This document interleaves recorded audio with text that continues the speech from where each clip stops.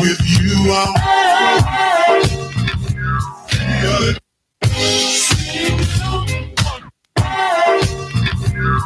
Good. With you, I'm That's right. A lot of women today, they don't appreciate heft.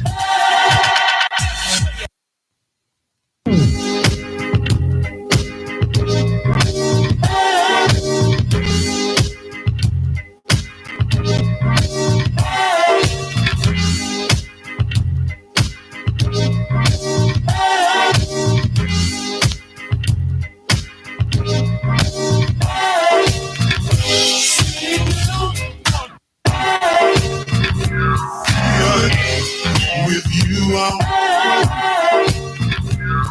good. Good. With you, I'm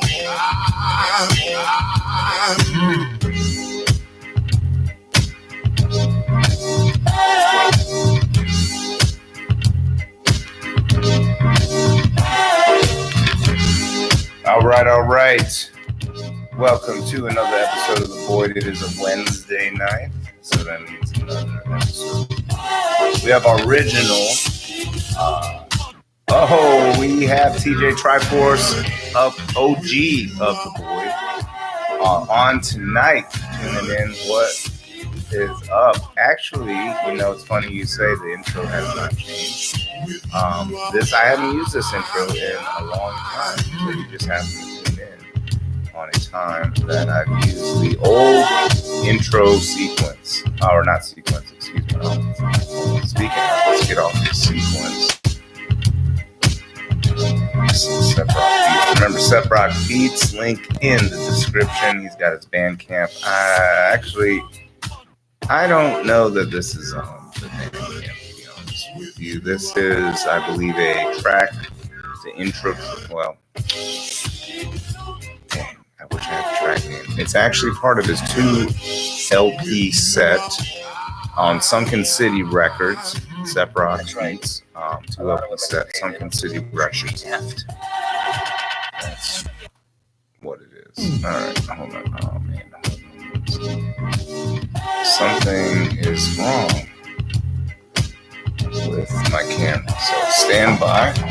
So I have Sean Blackwell. Oh, looks like for whatever reason we're solving problems here on The Void. All right, so we had some folks on Facebook. They're now gone. I guess the fail of whatever just happened. Let's see what we've got on YouTube. I think we got Mr. Triforce on there. Oh yeah, man, I added some new tracks. Dude, check out this track. I don't know, I'm just gonna randomly pick one. Here's a new track that I've added.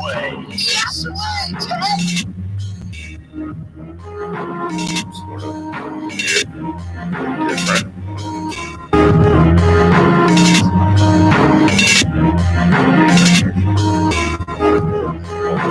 Let me see how to describe this. People on the web.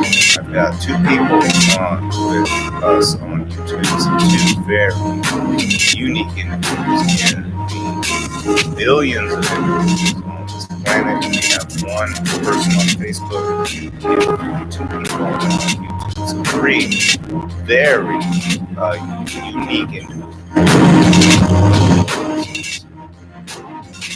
That's just one. Here's another track. New track. Crazy new tracks from Sep Rock Beats. Double LP set from Sunken City Records. Alright. Yes, really. I haven't used that intro sound for some time now. Alright, so as you can see, we are currently live from the Shop Studios in Jacksonville, Florida. And yes, thank you, TJ, for the compliment on the fire beats. I just happened to get permission from Sep Rock and recognize that some of the beats pretty much all the beats that he makes are pretty dope. But I'll be honest. Some of them, he's a creative fellow. creativity. I don't have to all like forms. everything, dude. Yeah. Seppi, I know he would. I'm a rock and roll guy, so He would expect that, and that's just part of the honesty of friendship, is that we tell each other the truth because we have impeccability of our word. That's what we try to. Right? One of the. Yeah, have you heard of the book truthers. called The Four Agreements? no, I have not. Dude, check it out. It's a Four good book, man. Agreements. I bet.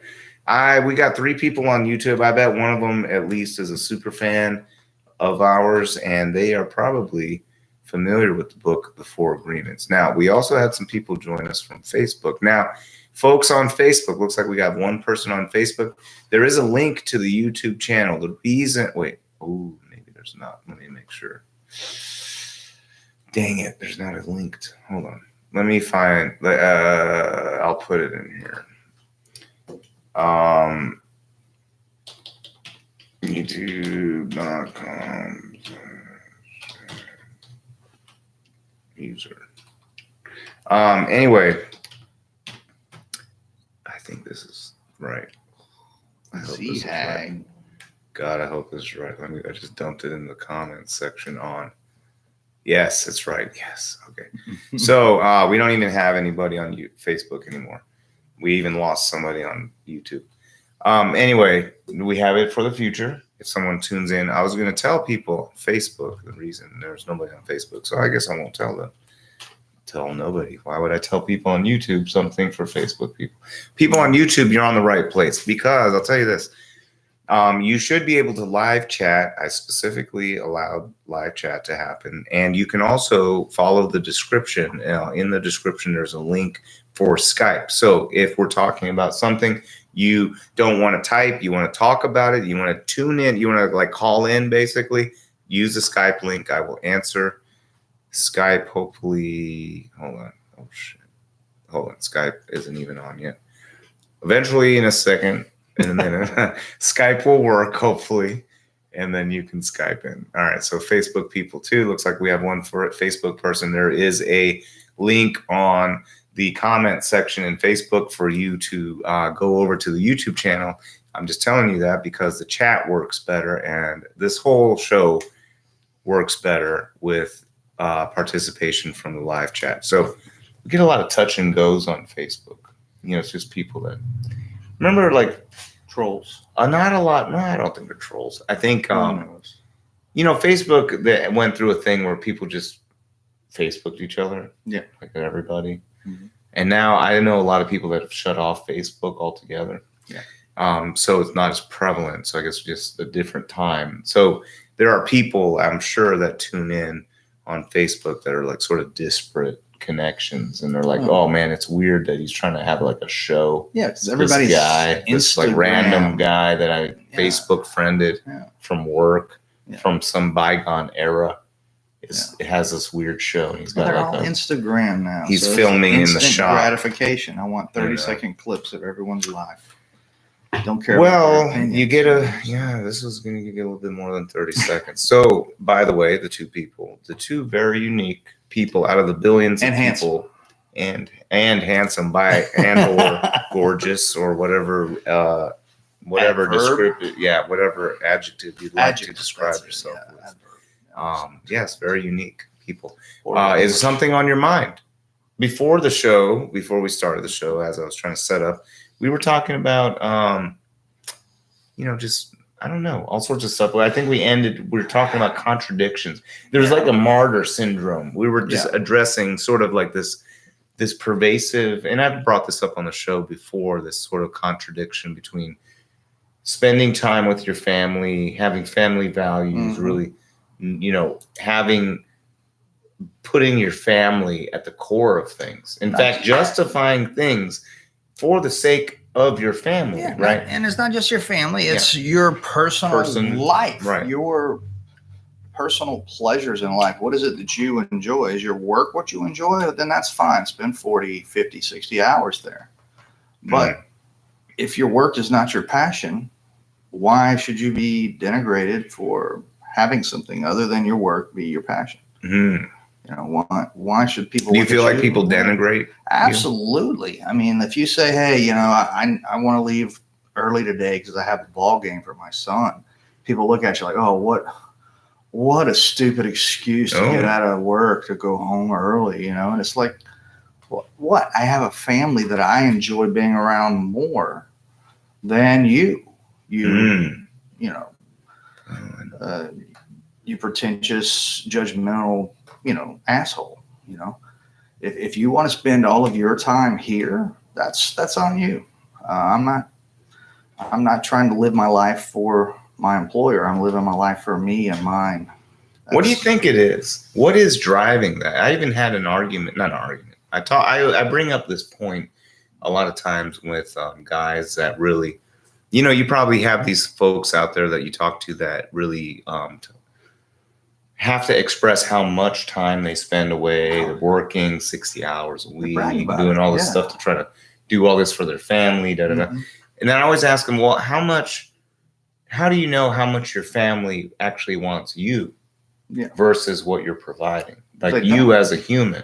They never realize that. Right. What is the worth of you as a human, as a father or a mother to your family, to your children, to your spouse, etc., versus the monetary reward that you bring back? And I think there's a disconnect somewhere. Yeah. And even talking about this, even just discussing this, is like a soft topic. It's you're a bunch of wusses or weird, like you're a bunch of pussies. What are you talking about? You got to grind for your family. That's what you do. You don't get to spend time with your kid, Or cat's in the cradle, silver spoon, one day I'll grow up just like you. Da, da, da. Yeah, and then I run away from home and I get a drug addiction because I have mom or daddy But I thought you're supposed to grow up and just be like your pops or your mom. Well, if your pops isn't there. And I'm catching planes and I don't get to see stuff because I'm too busy for work and blah, blah, blah. And that's where we come back to that. Who's saying that? Harry Chapin or something? No, that was Cat Stevens. Was that Cat Stevens? I believe. Yeah, it was. Yeah. Well, or his Muslim name now. I forget what it is. I don't know. But it kind of comes back to what we were talking about before we went on air as well, about that consumerism that we have kind of implemented into our society. So if your parents are huge consumers, right? If they have the desire to drive the Mercedes or the Audi and to live in that, McMansion, right? And then you justify providing those consumer pleasures to your family by working 60, 70 hours a week, putting all of your energy into your job, then yes, that's what your kids expect, right? They're like, well, if I want to have all of this unnecessary bourgeoisie type lifestyle, that's what I'm going to have to do. I don't care necessarily if I'm enjoying the monetary benefits of that, as long as my family is. But if we take it back and we go to what it means let's just take it back to native times. Families were a core group of people that stuck together, supported one another, and helped each other survive. There are still cultures, even in America, that do that. Exactly. Why can't all of Americans be that way and say, that's a big cultural question. Americans, what is your answer, Americans, to this question that is proposed about and especially not to air my dirty laundry, but especially being for someone with shitty parents or what we would consider shitty parents, in today's society. Not they're more absorbed with their own addictions or pleasures than being with their families. Their pleasures and addictions weren't work, unfortunately, but still they weren't there mentally or physically. And it does have an effect on your kids. Yeah. So if we continue to raise our kids that way. I think people underestimate what children perceive, and especially at what age they perceive those concepts. I think it starts at the very youngest of ages, toddler. I mean, that's when you even are sort of conscious of the world. Yeah, exactly. And have feelings when you realize about the that's world. Dad, that's mom. Now, if there's no dad there or there's no mom there, depending on who the breadwinner is, now there's a dad. Johnny next door has dad and mom. They go on vacations together. What about multiple times a year? LGBT Okay. There's mom and situations mom, or there's whatever, dad right? and dad, but there are two persons in that home to give you two perspectives on the Mm, way to live your life. Hmm. Okay. So you have the yin and the yang, I guess you say, as you're growing up. What if you had? Mom does this or What if mom you does had like that. a whole family of people? That's even better. Now you have more ways to perceive the world that you're growing Because up. I wonder if you Makes had you a less simple. more. What if you had a stronger overall family unit? Necessarily, let's say you had a child, Mhm. you couldn't. I mean, you don't necessarily have to tie it to having a particular partner Right. if the family unit in general Mhm. was a stronger unit. Right. So Then you have, yeah. but you start having that sort of forced upon people where you have the grandmother getting involved in the raising of the kid, Yeah. and then you get this sort of weird dynamic there sometimes. That's true, but that Then you get 16 and pregnant. yeah. Well, that's a topic for a whole I don't know. nother show. Let's see what the But- people out in the world are saying so far about it, if anyone is. JD is asking you, what's up, JD? Thank you for tuning in. Where am I in this crazy world? I'm in Jacksonville, Florida, actually. What are your thoughts about our topic, man? We're talking about some crazy stuff tonight, the world and whatnot. TJ Triforce says, OG from of the boy, Let's see. says, for some reason, people are caring more about the company they work for instead of being around the people / things that matter. Could be a monetary thing or some kind of corporate brainwash BS. Sadness. Boom. Yeah, Duval, actually, right? That's that goes right into that article I was telling you about that I just read. Duval. You know how the capitalism creates pointless jobs, right? It makes us feel like we have to be working and contributing to something other than ourselves or our families. Well, why can't we be honored for being people that contribute to our, local communities, i.e., teachers, firefighters, police officers that don't violate human rights? I had to throw that caveat in. Sorry to all my police officers out there. A few bad apples do ruin the bunch. Well, that's the whole thing about it, Yeah. is that the rotten apples do ruin the whole bunch. Yeah. It's now that are contaminated with the rot, Right. which then spreads, usually fungus or some other thing. So there's a reason why that's the same, Mm-hmm. is that the few rotten apples spoil the bunch. Unless the bunch get rid of all the rotten apples, Exactly. the bunch is still spoiled. You see what I'm saying? That's where I think people don't understand. Yeah. It's not that we hate police in general, or we hate what police stand for. We definitely need Sure, yeah, public servants that are out there to protect and serve the rights of the citizens. But whenever they take that to violate our rights, that power that we have given them as taxpayers that pay their salaries, then of course we're going to say, well, if this cop's willing to do it, then that cop's obviously willing to do it. And if he's not willing to do it, he's willing to cover up for this cop that is willing to do it and not turn him in. Well, yeah, So- that's the problem. And that's Thin where blue that line rot thing and all that continues, yeah. stuff and da da da. Yeah. So they become no better than the cartel or Exactly. mafia or It's what, the in their same own thing. right, a gang in their own right. And and it's like people get so bent out of shape when you critique that. Yeah. But here's the thing. They are agents of the government. Now, the people that get bent out of shape, oddly enough, here's another weird contradiction, social contradiction. Yeah. The people that are bent out of shape about critiquing agents of the state hate The state. the state. It's amazing. Yeah. Right? So we live in this cultural contradiction. We talk to people who are brainwashed to a point where they have succumbed to the contradiction and have no thought to realize they carry a contradiction in their mind. Yeah. And they don't have critical thought to self-reflect. You know what I mean? I Some think of these, that's- most of these people, and I not think at that least goes- that I've run into. Yeah, and not that goes all to of that them, culture not aspect everybody, that we were talking but about. most people. So It tell seems me to be part of the American what you culture. think. TJ Triforce is telling us some info. Which is just as bad. Hold on, let me see what else we got here. It looks like we got some folks on, a couple folks on Facebook. Put some comments in. What do you think about what we're talking about? And remember, this is a fellowship of truth, so let's talk about it. That's what it's all about. All right, so, oh man, we're losing people on Facebook. But we do have TJ Triforce saying, which is just as bad. I don't know what he's replying to, which is just as bad. They hate the state.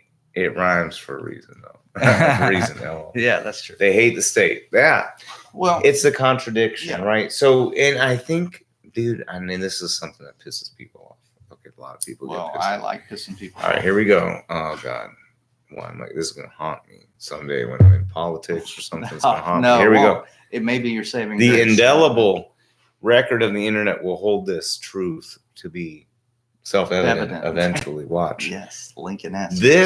This contradiction brings to surface a hidden social issue. Why is it those that hate the state love the agents of the state of specific power and authority? I think it's Why not the social worker? it's a culture of Why violence. not the teacher? I think we have a culture of violence. Why not the anybody else that works for the state? I think Why it's a culture of violence. the military? Why the power. police? It's a power thing. We think Specific we are power. Yes. Specific type of power against specific type of Of people that want locally us, and internationally. Yeah. Now you know who's local, who's international, why it's okay that certain power be exerted against certain people, against constitutional rights, and nobody says anything. But then you take away grazing land or something. Oh yeah. People are bringing out guns, God damn it! I'm gonna shoot. the willing first to state lay their officer. life Yeah. down for constitutional rights. Yeah. You can jail as many reporters as you want, Mhm. barring the freedom of press Yep. of our First Amendment rights, and they will not lift a finger. In fact, they will say, "Good, you get them. They're journalists. They don't need to be snooping." Yeah, that's all fake news anyway. Fake They're just news. telling lies on Right. TV. Yeah. So journalists get jailed. Yeah. It doesn't matter. Constitutionalists don't give a shit. It's a scam, Yeah. right? And I hope they get pissed They because hate- I'm waiting for them to come they and support police refute. because they incarcerate minorities at a much higher rate than they do the majority of Why? whites. Why do they hate all government but they love the police? Right. That's why they love the police. Oh, They love the military because we invade and take over, and we let's see, trying to be polite about it. We exercise our superior military power on them to excise the natural resources that those impoverished people have for our own benefit. and the military is the vector by which that happens. Exactly. So you have to it support just the military. happens to Yeah. be another thing that Yeah. these certain people support. Yeah. I go into places like And I'm a veteran, by the way. So I go to places like there's a barbecue place that does it's like a tribute to oh yeah, it's all veteran owned. It's what is called. that? It's like a tribute. Mission Barbecue. Mission Barbecue. I went to one of those. All of this tribute, all this paraphernalia, all this worship of military and Mhm. police and I couldn't help but think as I'm grabbing this barbecue plate, like, what the fuck does this have to do with barbecue? Number one. Nothing. Number two, what's up with all the worship of military and police specifically, Mhm. but no other government worship? Why? Well, if we had, And am I wrong No. in saying that almost everybody that gets a little excitement and like resonance from like, oh, military and police, yeah, I love the military and police. I'm gonna eat all this Mission Barbecue because they like a military and police. I love it. yeah, Right? Right? Shit, how bad it is. Yeah. Right. I mean, I It's don't pretty remember. good. It's pretty good. It's From actually- what I remember, It's it was pretty good, but yeah. But that's beside the point. Yeah.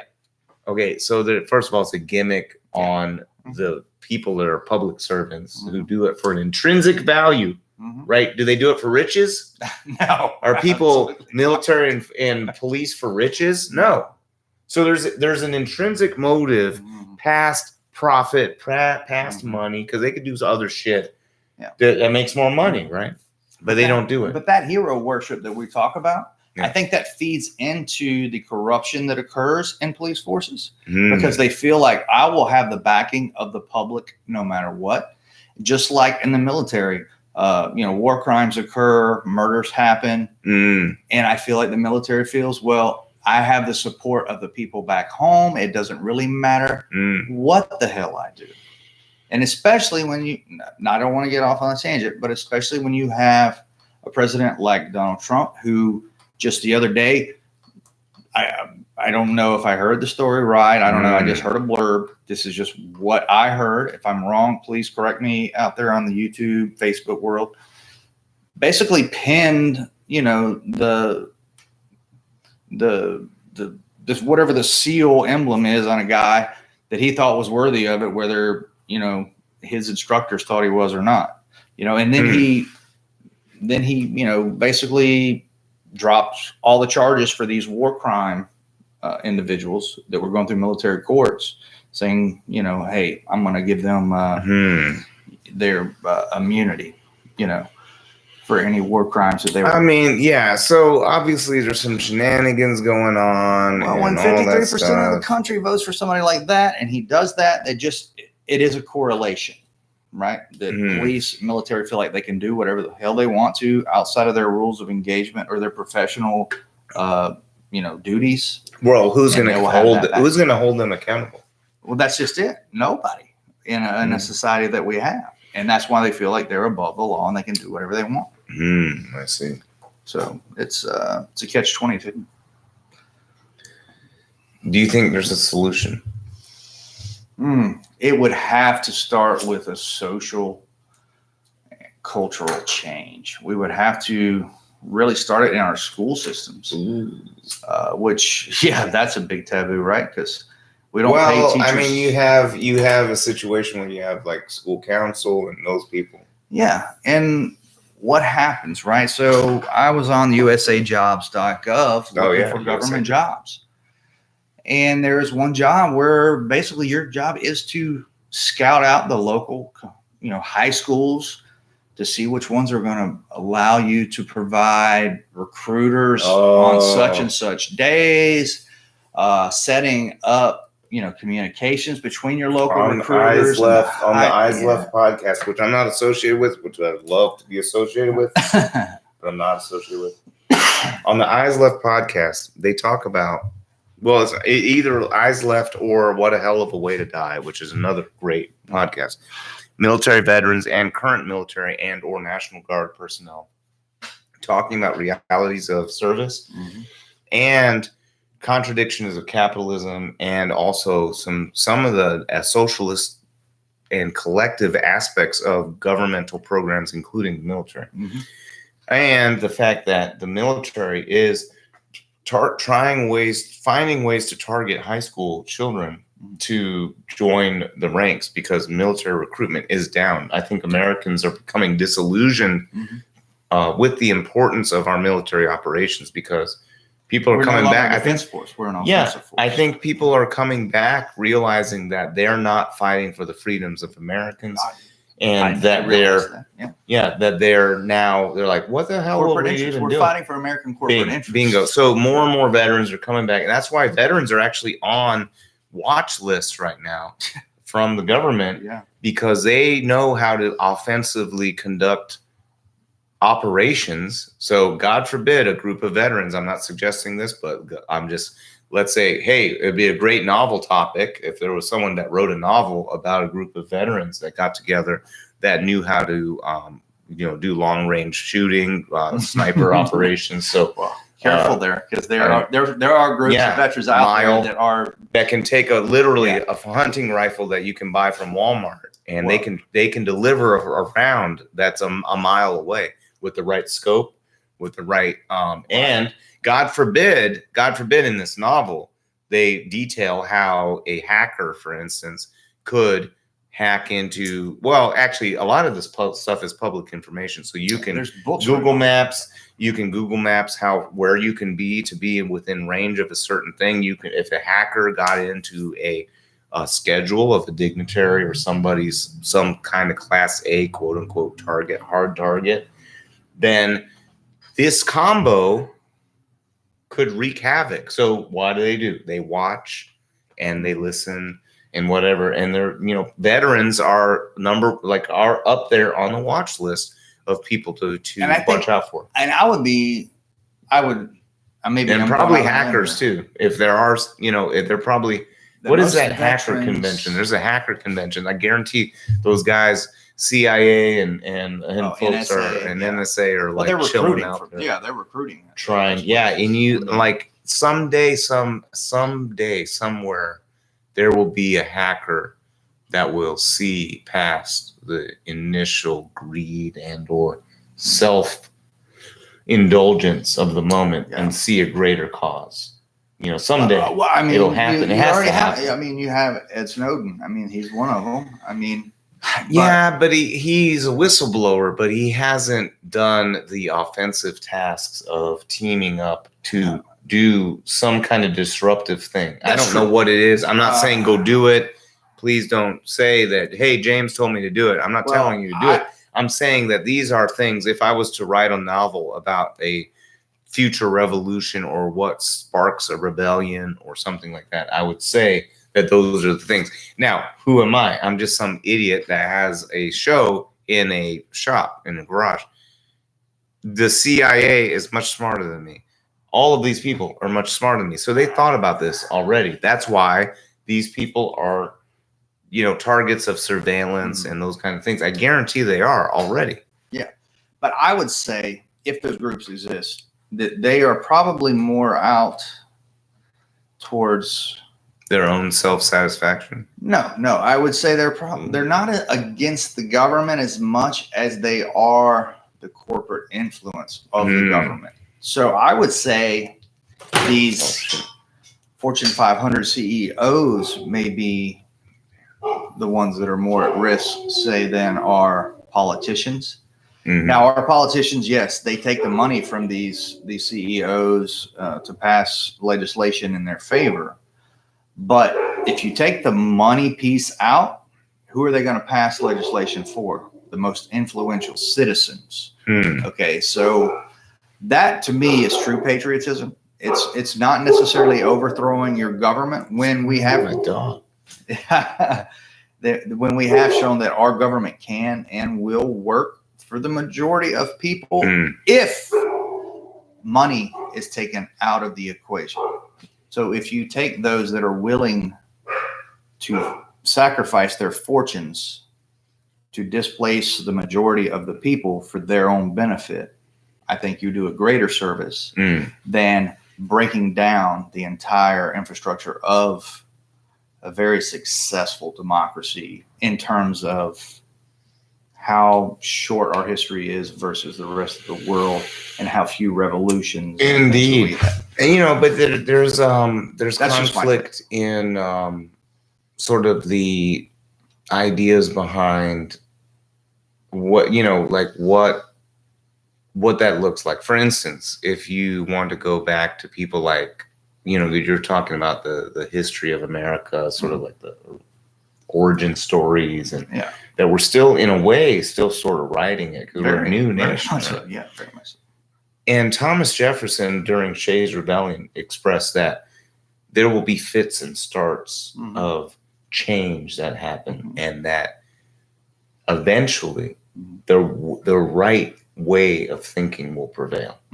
And so it makes me wonder, like, when this happens someday, if it even happens, right? Okay. But I will tell you that any terrorist act that happens, terrorist or mass shooting event that happens against quote unquote soft targets is not a real movement. That's not a real thing. No. And even if they claim that it is, most of that's going to be a distraction from some narcissistic act. Yeah.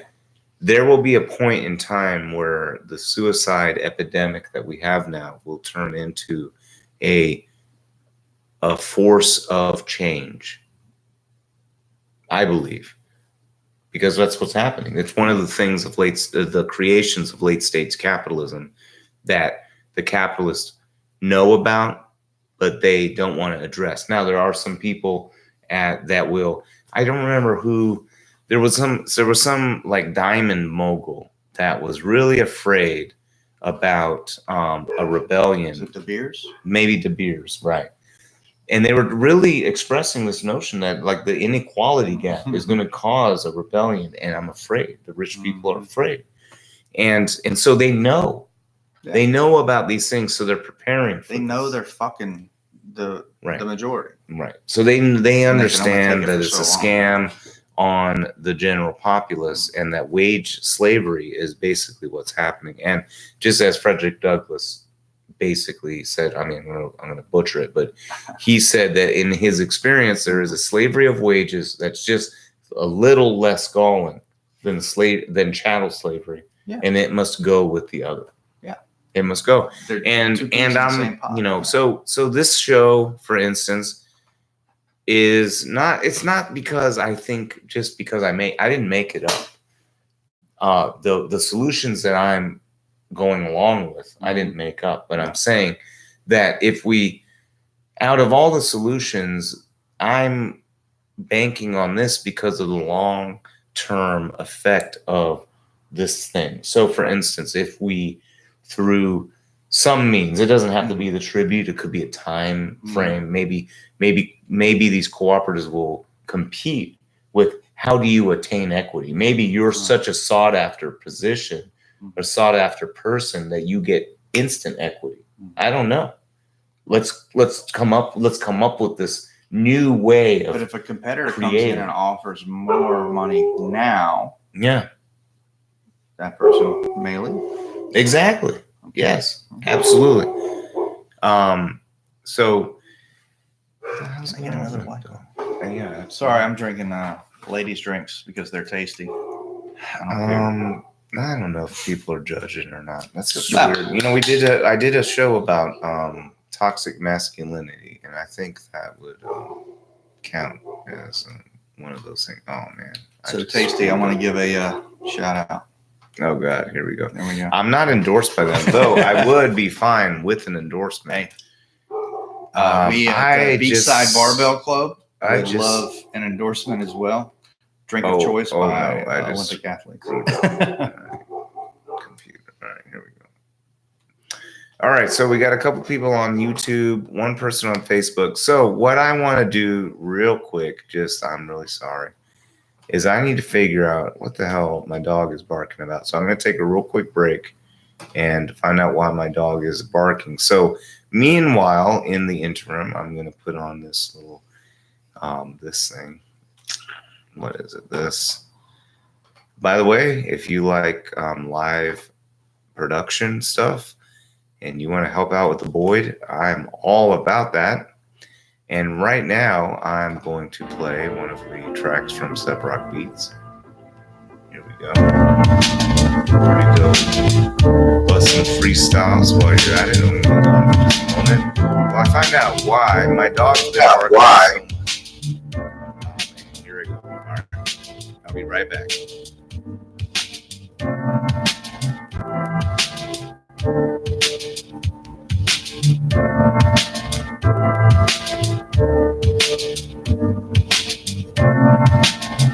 I'm going to set it more.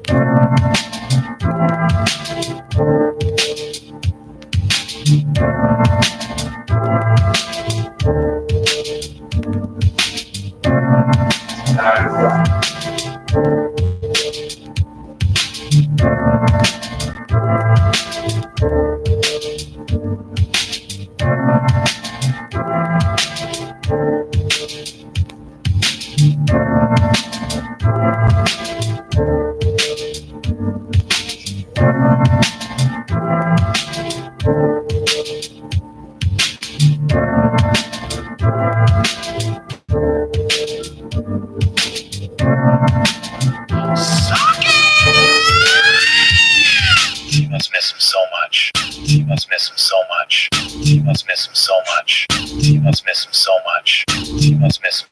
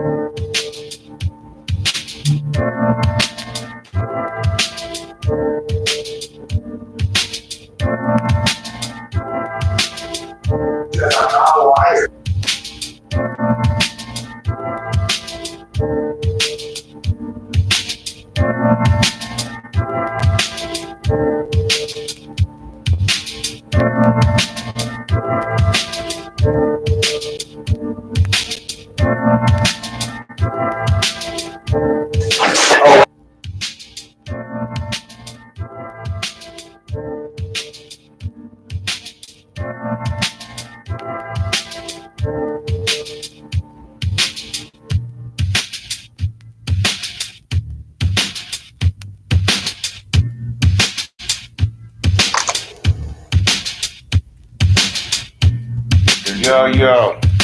All right, so let me get this back on. Sorry about that. I don't know.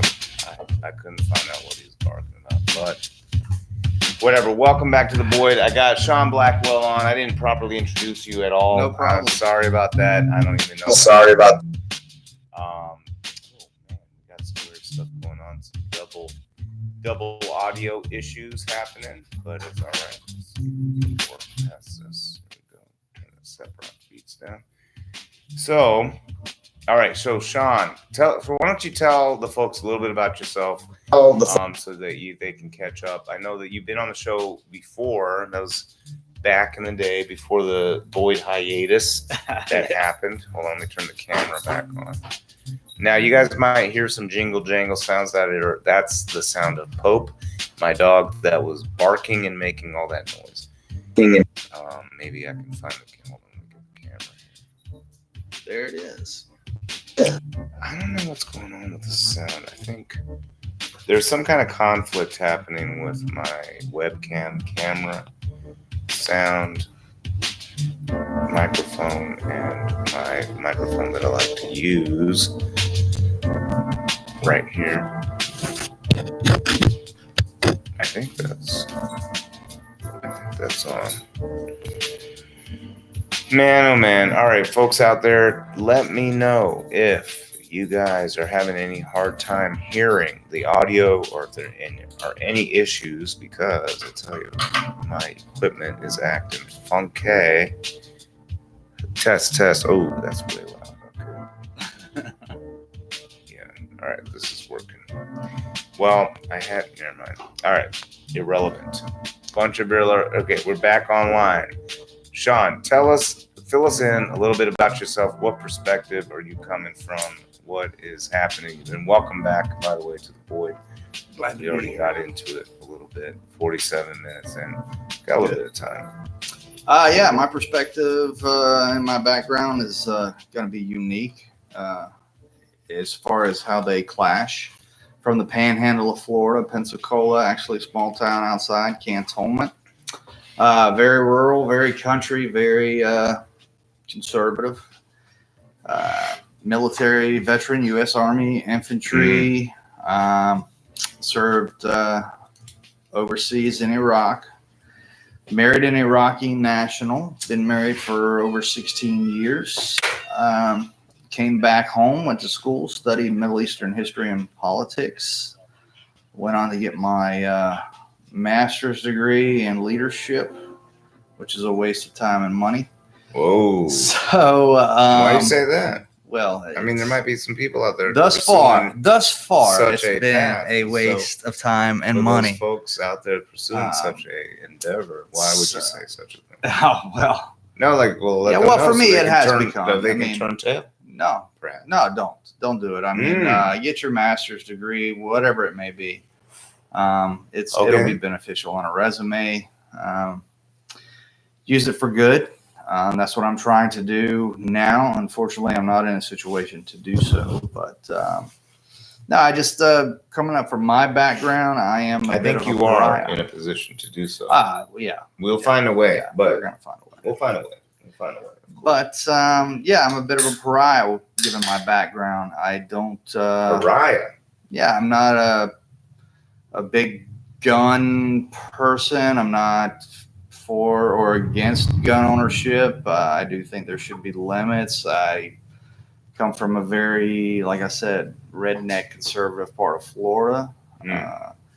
Married one of those poor third world country people that we worship our military for going and dominating and destroying. Now, those are some pretty strong feelings there. So what's sort of motivating those pretty strong feelings? Well, let's say now you were active duty in the Iraq. Middle East, right? Yeah, in Iraq. Yeah.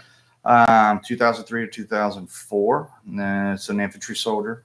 And I don't know. I just didn't see what we were told. I didn't see the atrocities that we were told. I didn't see the weapons of mass destruction. That was our whole point and purpose of being there. I spoke with the local people. They said, things like, you took away one bad guy and replaced him with 10,000 other bad guys. You don't know who to trust now, at least during Saddam. Who are they referring to? Local gangs, local strongmen. All right, you took away now Saddam. You created a vacuum. Exactly. There's a power. It's like vacuum. taking away. It's like Jacksonville taking away JSO. Someone's going to fill the vacuum. Exactly. Right. It might be a cartel. Might be gangs. Yeah. Now you don't know who's going to rob. Local militia. It might be like your subdivision. Exactly. Has its own like neighborhood watch with guns or something. Right? Exactly. And they're the ones that are taking over now. Right. And that just motivated, and then when I met my wife, of course, there, that just motivated me to say, this place and this region deserves a deeper study than what we're being told. How'd you guys meet? We met at, I was in charge of security at the Ministry of Health. She came as a doctor looking for work outside of The Ministry of Health. Yeah. That sounds like some almost kind of like what is that, Orwellian kind of stuff. Yeah. Well, The Ministry of Health. Which the is first priority of the in U.S. charge military. of genocide. Or Yeah, something. well, unfortunately, yeah. Ministry of Health.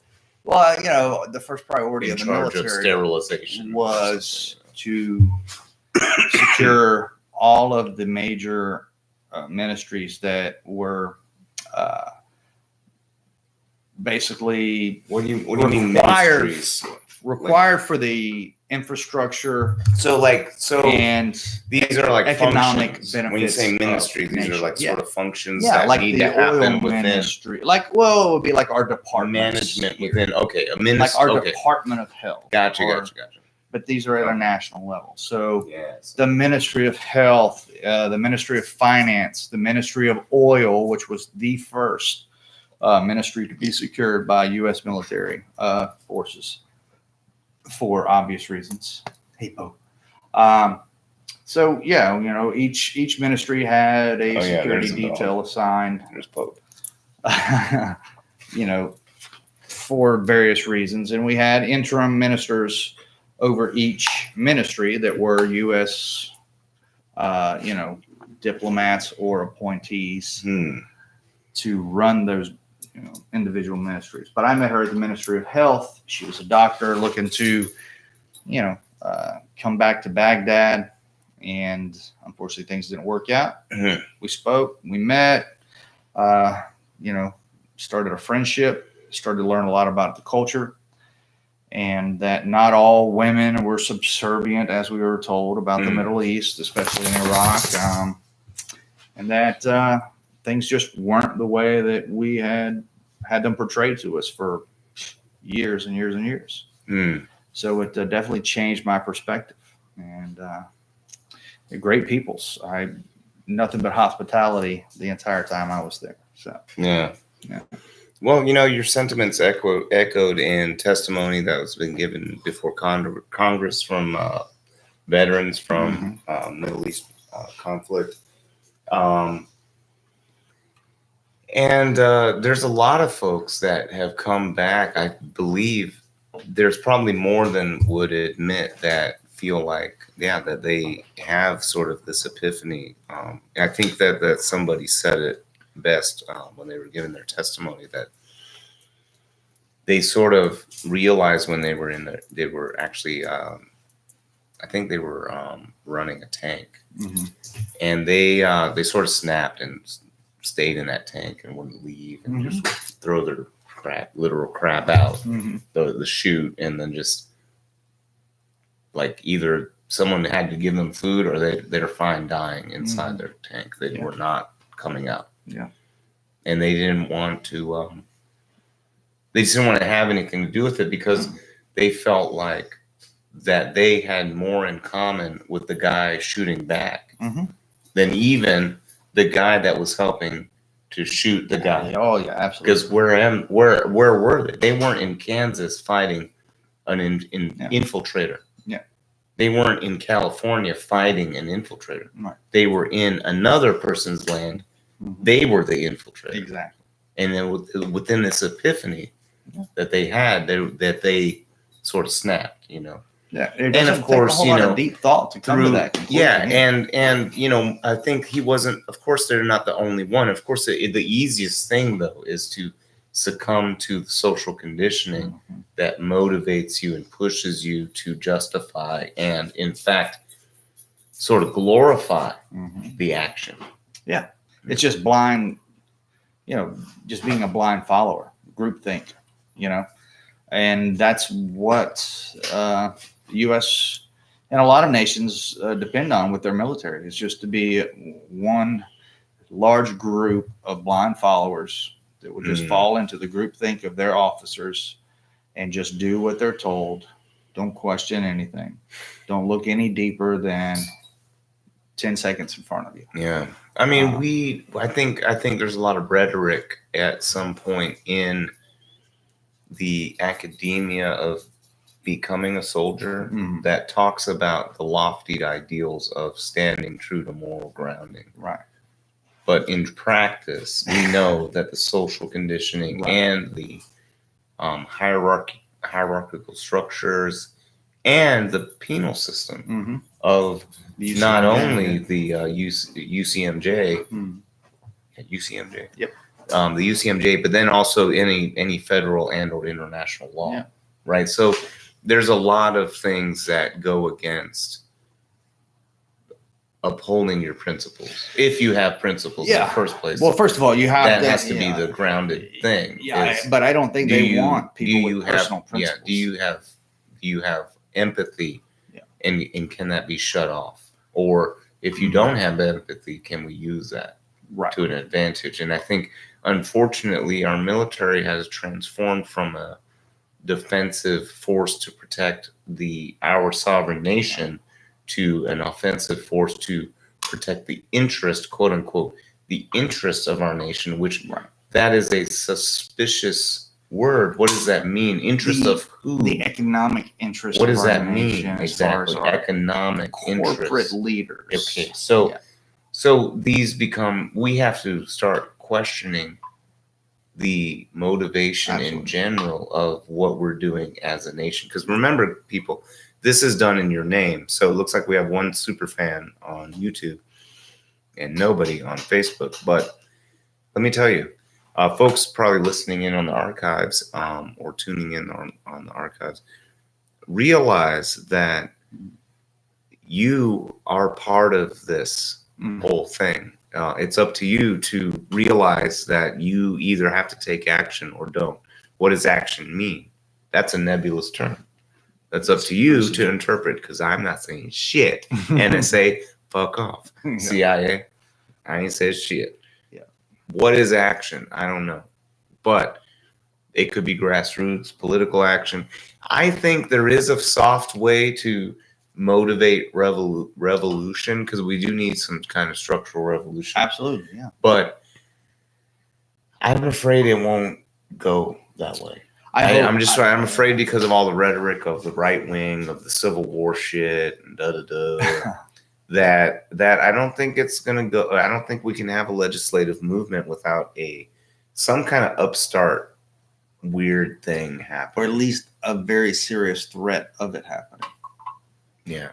And that, to be honest, being, the anti-violence, anti-war kind of person that I am, I hope that that's the most extreme level that it will have to come to, is just a serious threat of a physical military type revolution. But what if the government goes along with, let's say there's a right wing revolution, it's authoritarian, it's xenophobic, and the government favors that revolution? Well, What if you have a Trump or a Mike? Well, let's say impeachment happens. You have Mike Pence in office. He controls the bully pulpit. Mhm.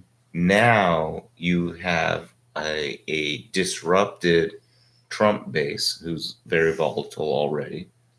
And you have the potential of a Mike Pence who could stoke the fire more, potentially. No, and that's definitely possible. So if that happens, there could be a more defined conflict. It won't be a regional conflict. It'll be a philosophical conflict. And it will probably be something along the lines of a right-wing fascism, basically. Now, the right-wing people will say it's hyperbole to call it fascism, but it will be a fascist movement. Yeah. It'll be xenophobic. It will be protectionist. It will be a generally, and it'll be a hardcore capitalist movement of like a libertarian type free market, laissez-faire, going back to the kids dying in the coal mines crap. Like that's okay as long as and Pre-labor the law way and all that. yeah, exactly. The way that wages will go up is eventually enough people will die and wages will go up. Supply and demand, after all. So this is the thinking. These basically psychopathic type of people will try to make their notion of societal evolution or societal utopia. They will try to make that the I think pervasive we're in narrative. danger of that now, and the only revolution that caused it was the election of the last presidential election. I think we're kind of in the middle of that now. My hope is that enough of those 53 million people see that that's where it's gone, and they respect the United States and the Constitution and what we are supposed to stand for enough to change their minds in the upcoming election. That is the hope, and that is what our nation really, I'll be honest, in my opinion, that is what we depend on to happen, to be a stable democracy that we were intended, or we think we were intended to be, because let's all be honest. Well, the Constitution is intentionally vague, and people will argue that we're not a democracy, we're a republic, and Well, all these differences. Yeah. Well, and I guess that's where that electoral college comes in. Each state has its own votes, which makes it the republic. It's not just a popular vote, that which would make us a true democracy. No, I understand all of those things, but at this point, I think the safest and the best path forward would be to have enough of those 53 million people realize that this is not the path that they thought they were going to get. And what do you mean? When they voted for, the current administration. Oh, about the draining the swamp. Yeah. And all, like, hopefully they will I thought see. that was like corruption. And Well, hopefully they will like see that they voted for exactly what they thought they were voting against. Right. Well, hopefully they won't. It's but become a cult now. Exactly, and they aren't able to be objective anymore. I fear that. I really do. Well, and if that's the case, it will be. So that's what I'm saying is there will be a necessity for something. There is a weird situation of brewing. So let's say that the impeachment happens. Now we have Pence in the bully pulpit for 8 months, 10 months, maybe. Hopefully. And then who knows what's going to happen? Because I think it would just become a lame duck presidency. Hopefully, it's hard to say. It's hard to say. I honestly don't think that the Republicans in the Senate will impeach Bush. Oh yeah, or Trump. Excuse me, whatever. Yeah, they're all the same. Peas in the same pot. But I don't see that happening. I don't think the Republican majority go through and all that stuff. Yeah, the Republican majority. But that's the John thing. Roberts is going to be presiding over it. Cultural. Like a cult literally happening before eyes. That's what I'm talking about, is it will eventually come to a head at some point. And here's the other thing. I think there is going to be some level of socialist, quote unquote, socialist revolution. What that looks like, I don't know. I hope somehow, some way, I have a way of having a voice in that movement, because if I do, then I think there is a hope for success. And it all starts with what is termed as libertarian socialism, or it sounds like oxymoron, or market socialism, which also sounds like oxymoron. The first and foremost thing we must do is abolish wage slavery. And that is by addressing wage or labor and capital relations, in so much that we are providing a pathway to equity and or ownership in the enterprises that people work towards. Let's say you work towards a GM or Ford or something for 20 years. They pay you a wage, but you have to earn a wage. You have no choice. So someone has to pay you a wage. you can't just go live off the land, right? Well, whose land? Yeah. Nobody's, I mean, government land? land. No, you'll Yeah. get kicked off. Right. Right? You can't live on private land. You get kicked off. You have to buy the land, which means you have to enter into exploitation, right? At some point, someone is exploiting you for profit somewhere along the line. So when people say, oh, you got compensated by your wage, no. You got compensated in an artificial number created by a captive market. It's not a free market, it's captive market. So we can't lean on the market force as a jurisdiction or not a justification of the wage because the market is artificial. You see what I mean? There is no choice other than wage slavery. Right. Some people might say, you know what, screw it. I don't want to work at McDonald's. I don't want to work at Walmart. I would rather go eke a living off the land and trudge and make some tomatoes and potatoes and whatever off the land and wake up at dawn, work till 2, and then brew some ale and drink the rest of the night. They're going to have the same quality of life. Bingo. Some people would rather do that. And hence some people are like, oh, that's stupid. No. Homestead movement, the off-grid movement. There's all sorts of people that have to find their way through the pathway of exploitation and then eventually finding their own business. They have to afford their way to escape the system of exploitation that exists. Yeah, and not everybody wants to be their own business owner. Some people have no problem. Like me, I don't. I'm not an entrepreneur by nature. Yeah. I have no problem working Indeed. for someone else for a wage. Yes, but I want a mutual respect to be there. That my time, my life, my happiness is as important as the person that's paying me that wages. Yes, and so why shouldn't it be that way? So a pathway to owning the thing that you're helped building is something that will also address things like automation. If you own the thing that's going to be automated, go ahead, automate it. Guess what that means? Vacation. I get paid. I get dividends to not work. But right now, the capital versus labor relation is such that the capitalist earns it all, and the wage earner has nothing. Yep. There is nothing to account for time. No. But we remember, other than the wage, right? But remember, the wage is based on an artificial number. Right. Because there is no alternative to the wage. But there is an infinite amount of time.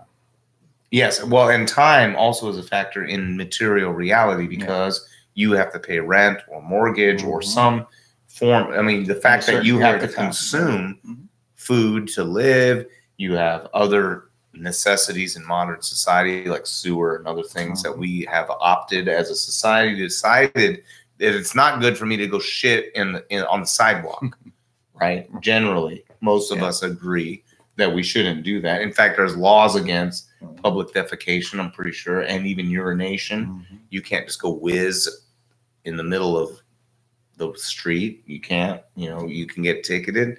Right. Call. Yeah. So, I mean, what's the point of that? I'm just saying we live by some set of rules as a society together. Social contract. Hey, you're going to get in trouble if you go piss on someone's car. That's just part of it. So, and so we always think, and here's where I have a problem with modern left, and why I really don't consider myself affiliated with any particular political group, but I am very much to the left. But here's an issue I have even with the modern left is they think taxing the rich is the way out. See, that's where what I'm proposing takes maybe away this from is that. going to be similar. Yes. Instead of taxing the rich more, force them to pay a larger percentage of their exorbitant salary that they get How about paid. we just encourage them? How about this? Listen to this proposal. If I was president, now some people might even consider voting, by the way, for me. If I were to run, for instance, I would propose that business owners who pledge, let's say 75% or more of their business to their employees earn tax-free dividends off that 25%. Earn tax-free capital gains off Mhm. that 25%. Yeah. If you transfer 75% of that ownership and democratic control to your workers. Yeah, I was just going to say that amount of your profits back to your employees as opposed to your equity holders or your stockholders or your debt holders. Mhm. You know, yeah, same. It's the same principle. Put that money back towards the employees, the people that make you successful, Mhm. instead of pocketing it all yourself and being such a greedy fuck that you are. Mhm. Because most CEOs, I think, if they were to take the so psychological who test, would become psycho right. fucking. So who becomes? You're right. And if Yeah. you watch the They're documentary, narcissistic fucking pricks. have you watched the documentary Fish? I Am Fishhead. I think I have seen it. But Okay. If you haven't watched I Am Fishhead, it's a documentary that talks about there's a study that talks about the prevalence of psychopathy in corporate management, Mhm. and also it goes into government management too, Oh, absolutely. politicians and whatever. So there's a prevalence of psychopaths that end up as CEOs or politicians, and A lot of they doctors find as well. Narcissistic pricks. they They find think they're God. themselves That's why they come in a back. position of great power, and they end up being psychopathic in some degree. But yeah, it's the same principle. You know, give them tax breaks for giving those large portions of profit back to the employee, whether it be in ownership or equity I say or higher salaries or That's free why- health care. that's Whatever why I it may be. say put it into that sort of specific slot of transfer ownership, 75%, not just profits, because that can be gamed too easy. That's true. So put it in their hands, and then you get to reap the benefits tax-free of letting go. Yeah.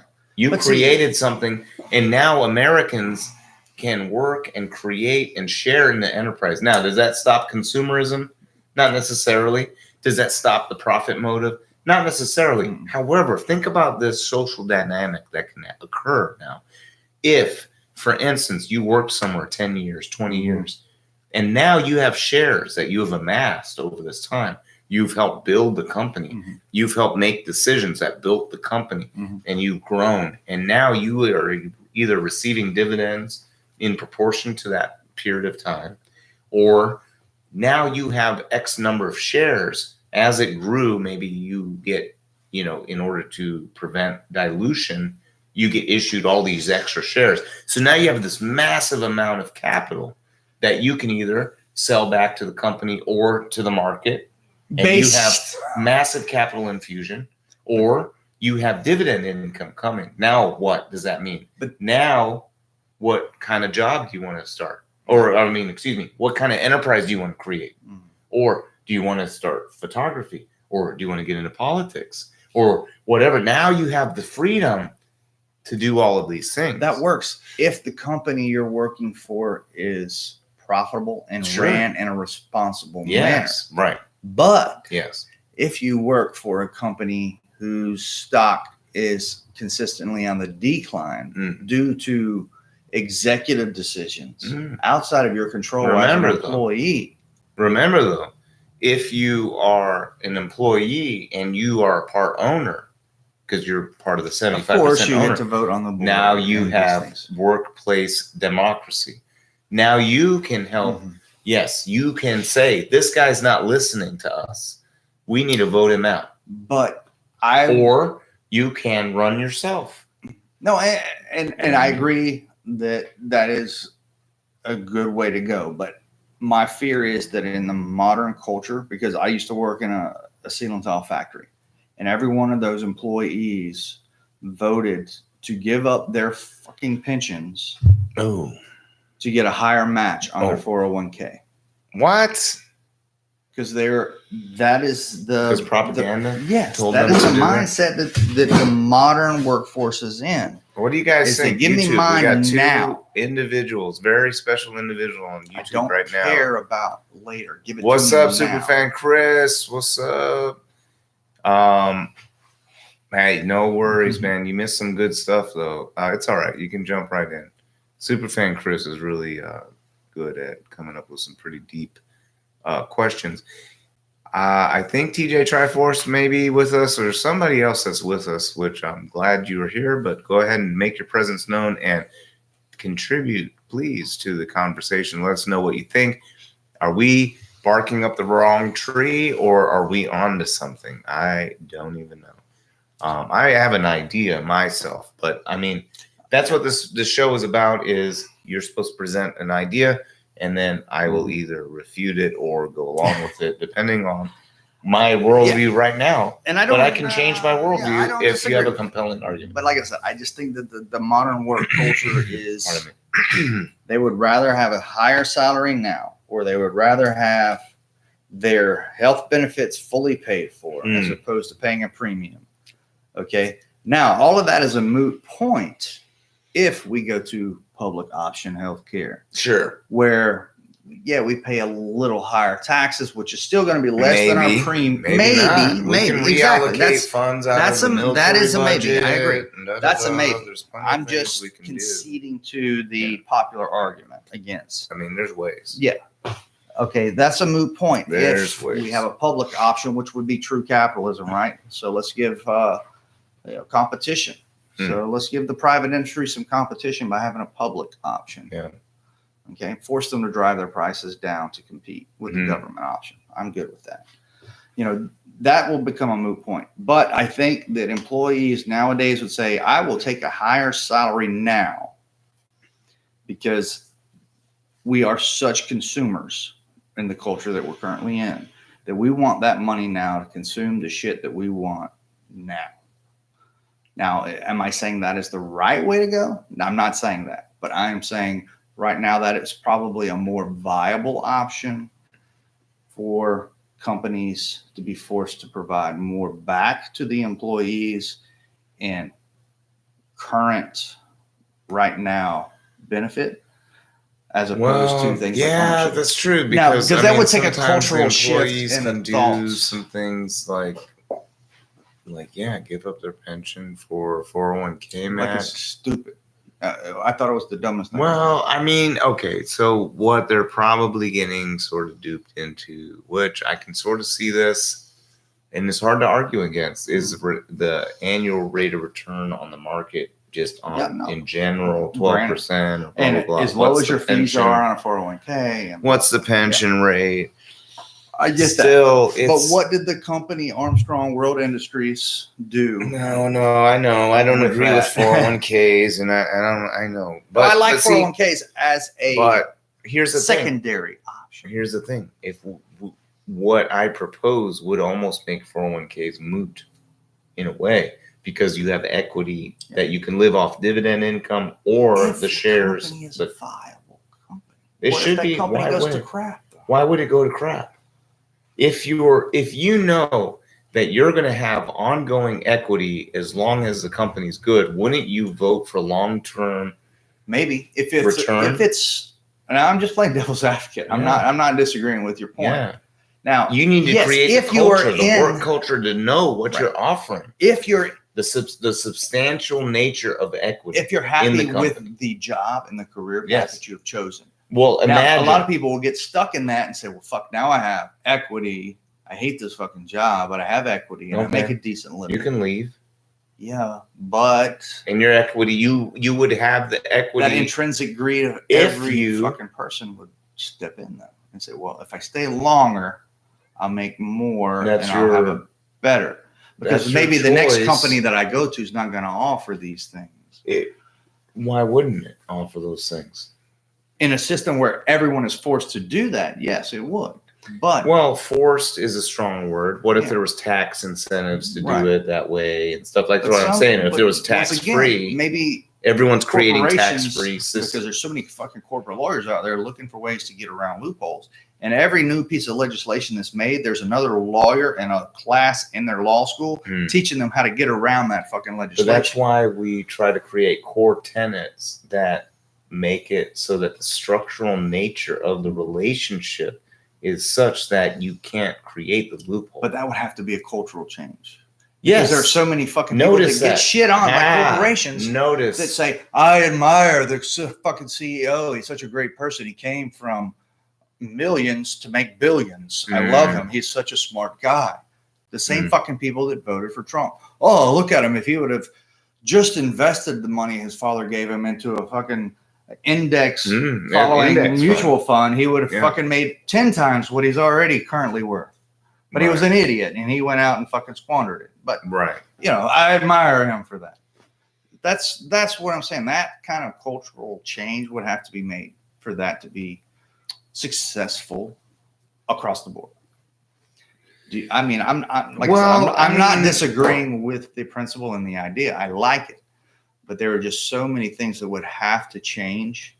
And that's when I go back to the beginning of the show when I said this would have to start in our school systems. We don't teach kids about economics at the micro level where they need to know about it. But you're not going to get, you already have such a sort of a divisive culture that you won't be able to institute that because someone will fight you along the way. At the school system, I think you need something more pervasive. Like I keep talking about, and I've alluded to whoever it is as the great unifier.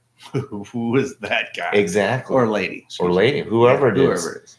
This person who is able to sort of become a cultural phenomenon that through this person, they're able to convey a message of something that transcends that other bullshit. Well, I think we had that person in our last president, but he failed to do that. Who, Obama? Because he was a corporate stooge. Exactly. Yeah. He failed to follow through with his responsibility. I remember saying something on the podcast. I'm gonna grab that last typical white girl drink there. I said something on the podcast about something.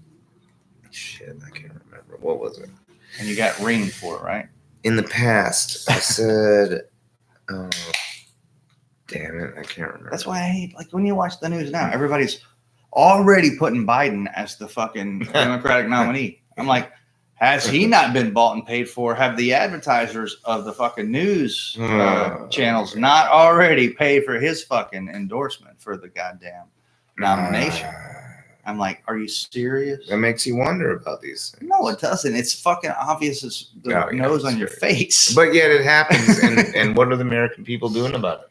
Nothing, because they just take it for, Biden, he's the guy. He's the guy. How can African Americans be supporting Biden at such a fucking high level? Are they really? Or are these poll numbers just being told to us through these news agencies? I mean, I don't. Yeah, there's definitely some bias going on. I mean, I just can't see that his relationship to Obama is what's driving the numbers of African American voters up for him. There's so many better options. That's the difference between leftists and liberals. Granted, I believe it. Yes, they are flawed.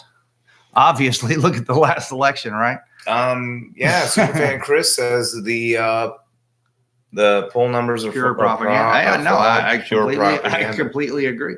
Yeah. Because who knows? I mean, they just tell us that, the latest ABC News poll says this. Well, I wasn't called on that. No, I wasn't polled. I'm never polled on landlines. Yeah, I'm never fucking polled on this. Yeah, they're calling the old people that still have a fucking, like you said, a landline phone, no cell phones. Call me on my cell phone, poll me. What I think something we have to realize as a society is our perception of reality is curated. Mm-hmm. You know, something I hated back in the corporate days was the bosses used to say, perception is reality. No, it's not. So make sure you do this shit to make sure at least it looks like you're doing this or that, whatever. I hate that shit. Perception is reality. I'm like, that's such a pass. It's no wonder people are neurotic in our society right now. Yeah, exactly. Yeah, no, your perception is your reality.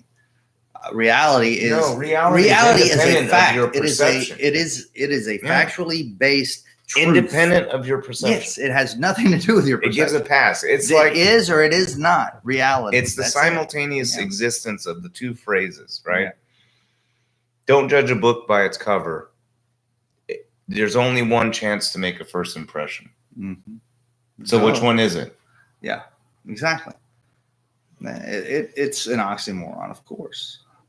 Yeah. We live in a society where we are faced with conflicting philosophies daily. Damn. And which one is the prevailing one? Well, that's go back. Don't judge the book by its cover, or there's never another chance to make a first impression. Back to the Right. beginning of the show. That's why it's important to have both parents in the home around their children, not at work, so they can teach their kids these little lessons that are going to benefit them more in their lives. I think it's parents or at least some kind of family structure. Yeah, Of it doesn't. some Yeah, it doesn't have to be parents per se. And I think the more family you have around you, the more nurturing you have, the more opinions you receive. That's more information for you to process and for you to say, "That's bullshit. That makes sense. Now I can make an informed decision." Mhm. Instead of just going off of what your teacher at school says. Because let's be honest, teachers are going to teach, but they're going to have their biases. Just like if I were a teacher, I would have my biases. Oh, Okay. so And those Superfan, would come out. with that being said, Superfan Chris asks, so is homeschooling the better option? Well, then your parents also have biases as well, right? Now, in your home school, those biases that your parents have are obviously going to be the most beneficial to society because that's the way they see the world. Mm. That's why I say the more information a kid gets, teacher, parents, grandparents, brothers, sisters, aunts, Different uncles, perspectives. the more different perspectives they can get, the more that they can analyze. So what? The more they can say, well, that makes sense and this makes sense, but why do they contradict each other? Let me go into it further.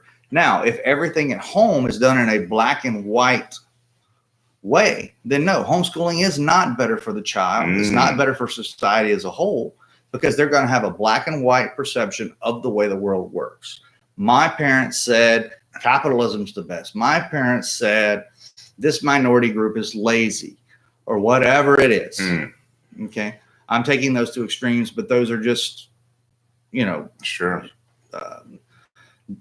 just examples. Okay. So no, I don't believe homeschooling is the best because you need to be integrated with different kids of different backgrounds, racially, economically. I think public school systems are the best.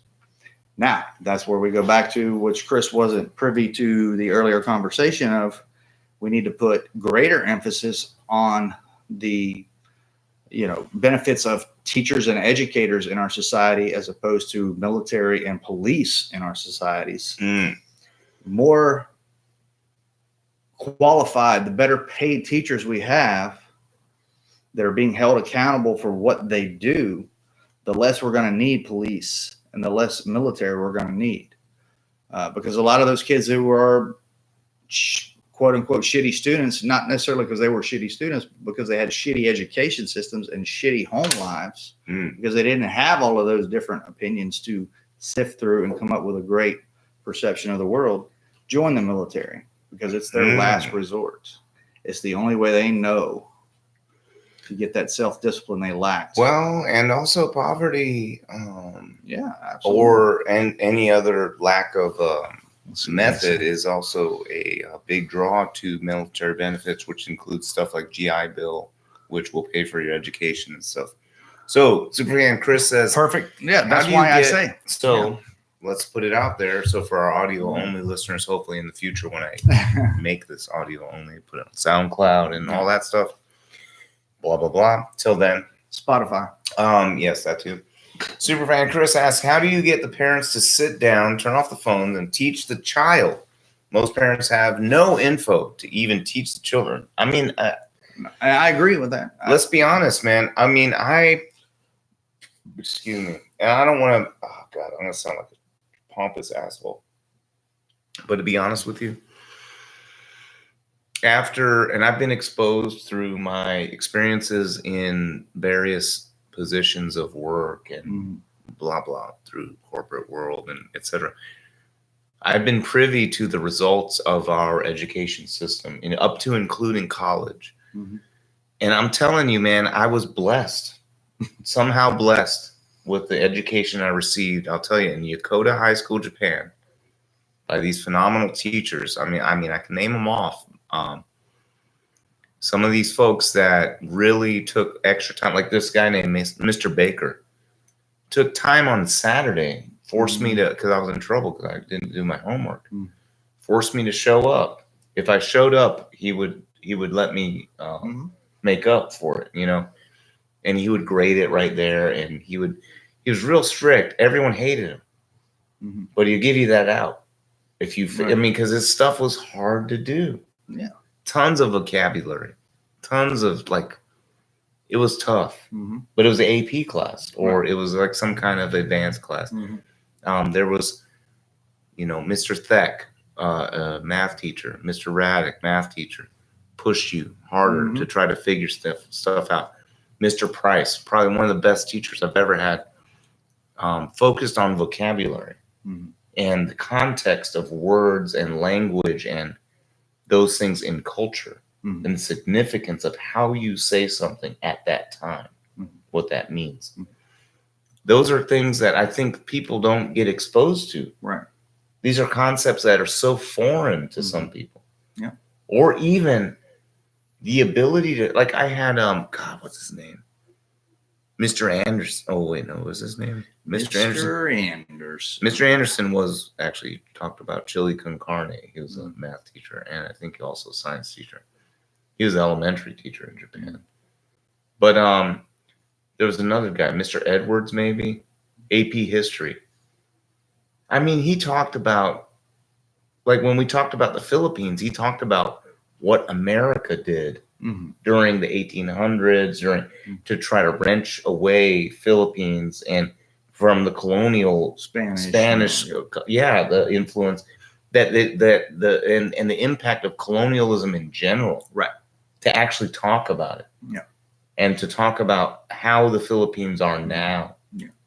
And it's like, well, all of this happens and now look at it. Right. Is it better this way? And he had stories. I mean, he would tell me about how, like he would tell stories about the Filipino girls that could give you correct change with certain bodily organs. Oh, well, that's correct change, yo. I've seen, beer bottles opened. How do you account for? I don't know. There is a special amount of dexterity required to count change and deliver said change. If this story is correct, it probably is. I've seen some. I'm just saying, and so it was just interesting to get that perspective, to be like, whoa, wait, what? Right. And it didn't all dawn on me till later. Yeah. That this exposure to these contradictions, to these conflicts, to these sort of counter narratives, but then also the enhanced zeal to teach. Right.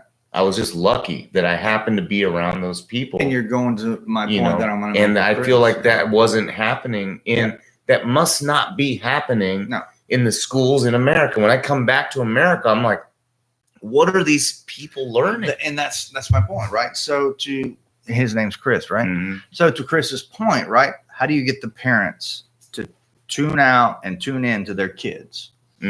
Well, that's that cultural change that we're talking about, right? Too many parents nowadays rely on the teachers to educate their kids.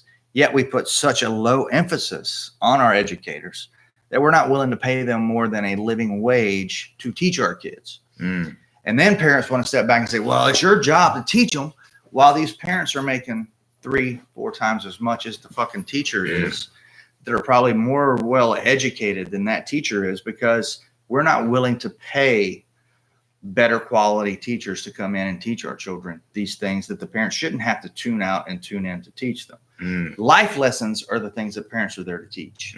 Parents should not be there to teach them history, algebra, calculus. Help them, yes. That is not the parents' job to teach them that in a public school system. It is not the public schools that, in my opinion, that have failed to educate our kids. Mm. It is the states and the government failure to acknowledge how important educators in our public school systems are and to pay them appropriately to get higher quality to do that job that they are intended to do. Just like any corporation, right? You go to a corporation, they're not going to just. Do you think, is that the number one critique from people leaving the teaching profession, you think? Is it? I mean, of course, pay is a major thing. Yeah, so many people I've coming also to heard work into banking. Yeah. And I left teaching because I couldn't make any money. Two females I work with now in the finance industry left teaching because it didn't pay enough. They love their jobs. They love the impact they made on kids' lives, but they couldn't afford to buy the supplies that the school wasn't going to for their classrooms, to give that extra 3 and 4 hours at the end of the day that they weren't getting paid to give. Right. Yeah. You know? Superfan Chris says they have dumbed down the public school system and increased the amount of these for-profit bingo schools. Yeah, which charter schools are funded by public monies. Right, for profit. So, for profit. So all of us taxpayers are paying for these charter schools just because parents think they're getting a better education. Yeah, supposedly they're competing somehow. So how do they compete? Like, what's the competition criteria? Well, they're paid. I know how the teachers are paid less. How do you choose so how do they create the higher quality? They don't. If you look nationally, charter schools don't perform at a higher. What is their value proposition then? There isn't one other than school choice. It is about if I live on the borders of Rains High Schools.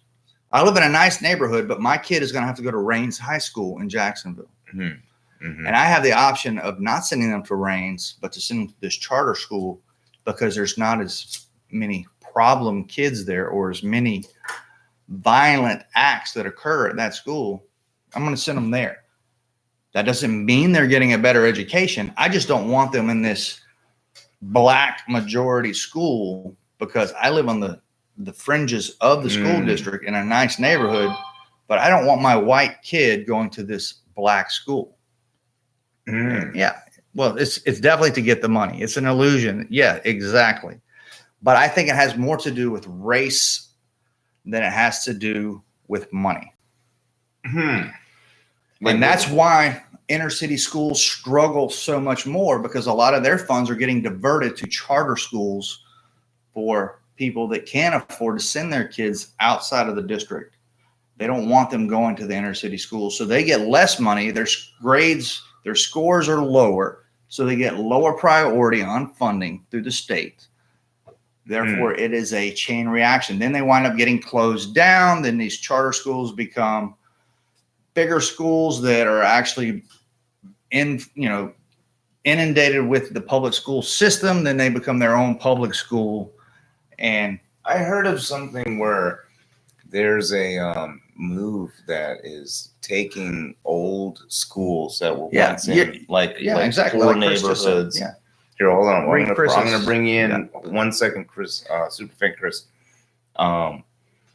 But there's also, before we get to that, there's also a movement I heard about, and I think Superfan Chris knows about this, about in Jacksonville even, where schools that are in sort of low income or more, I guess, minority centric neighborhoods are now being converted to like gifted or some kind of special schools. Right, to try to bring up their grade. Specific, yes, very specific schools. So even folks that are in the local area can't go to that school because they don't fit the qualifications to get to that school.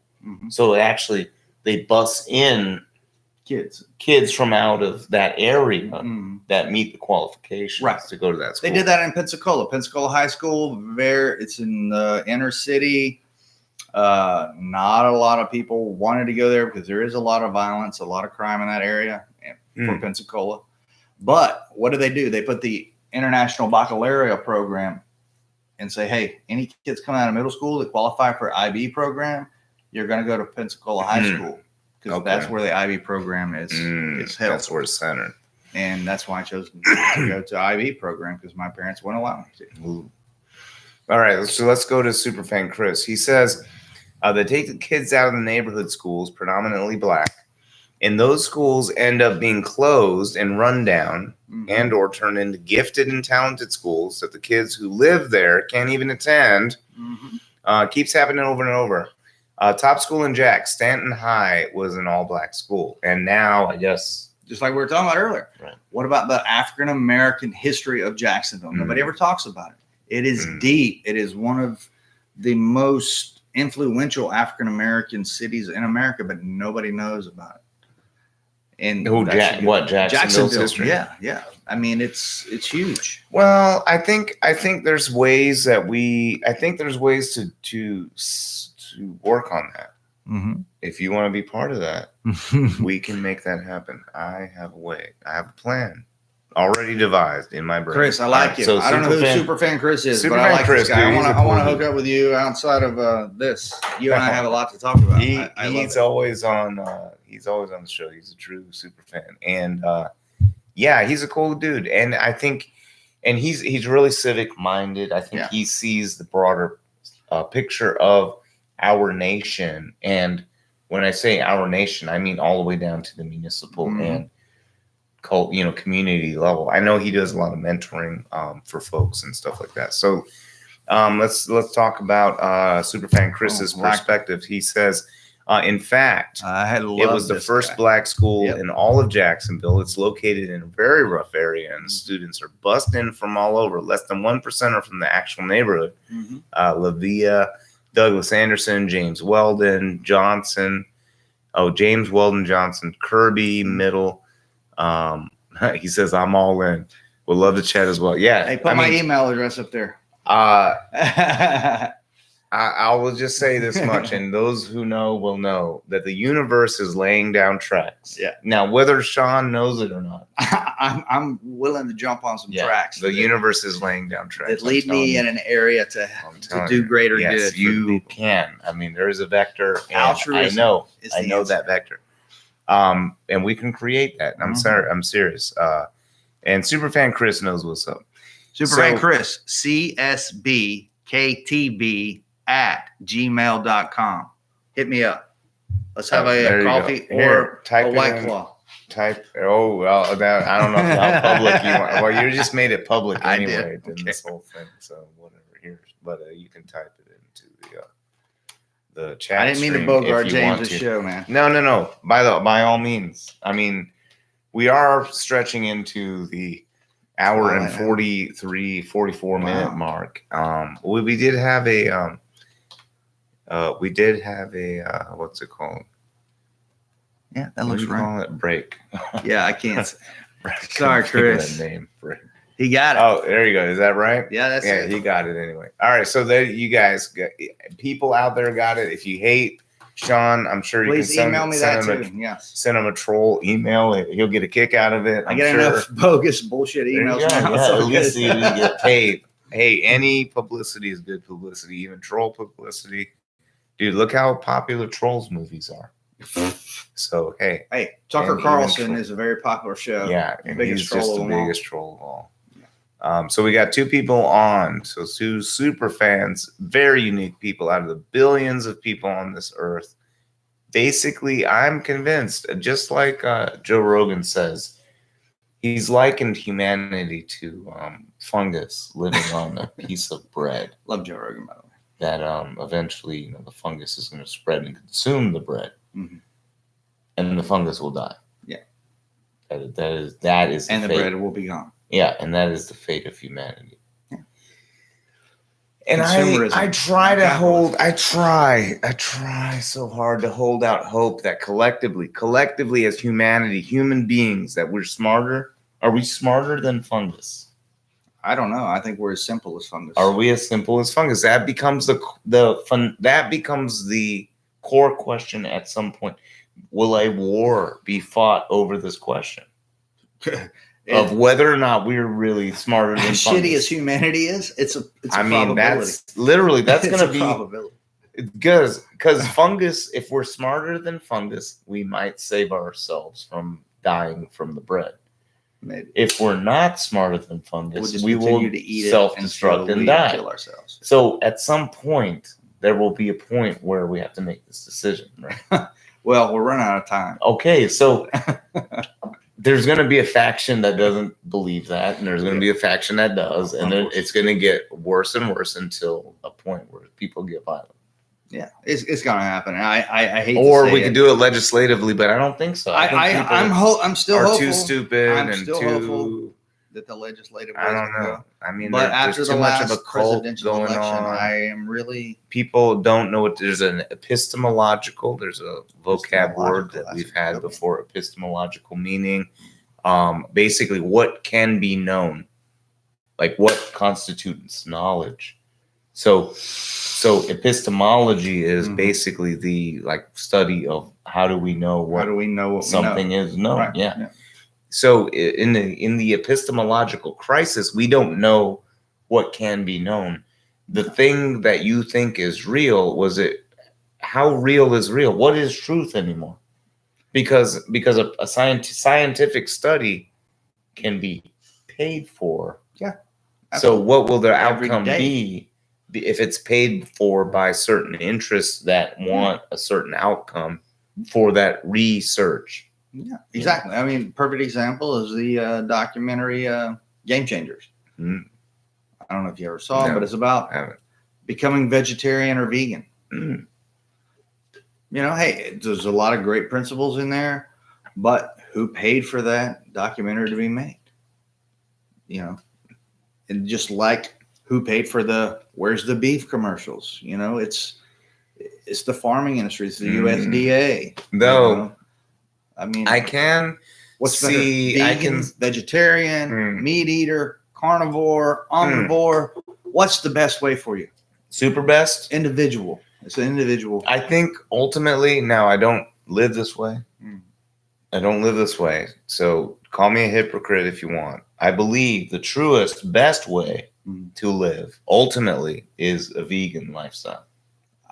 Is vegan. For you personally? I'm not vegan. But I mean, is it the best lifestyle for you as an individual? I eat whatever. Right now, I have no morals and no code. But that's what I'm saying. We have to break that down. Is it the best way to live your life for Let me back up. Certain physical my performance? My super duper. Okay, vegan ultimately, in the grand scheme of all karmic existence and the universe, is, I believe, the best. With the way we live, as far as life forms needing to consume something, the vegan lifestyle is the morally superior method. However, there's a big however. I truly believe that something I devised, not really that I devised, but I was actually influenced by a groundskeeper in Costa Rica at a lavish estate that we were staying in, not by my means, but someone else's means. So I'm staying there, me and my brother hanging out with this groundskeeper in Costa Rica, this dude local, he stays there, right? Barely gets paid anything. Can't afford meat at the market. So he can afford vegetables. So what does he do? He goes fishing and he catches iguana, and that's like his meat. So he makes iguana soup, catches fish, and like whatever he can catch, he eats it, whatever, and he buys the cheap vegetables from the market, and he's trying to save up some money. And I get to thinking, I'm like, look, maybe he's on to something. No. So look, here's the thing that I think that gets lost on people is the reality of the meat that they're eating. That the fact that something is dying to create the meal that you're consuming, right? So here's the thing. I came up with the 3 rules that I lived by for years and years. I've been lazy lately. I think I'll go back on it. You know what? It's hard. It's hard unless you kill it or it's given to you. Okay, and there's one more. It's a slight nuance from that, but it's basically. Well, I remember those 2. Yeah. So you basically don't eat meat unless you kill it yourself.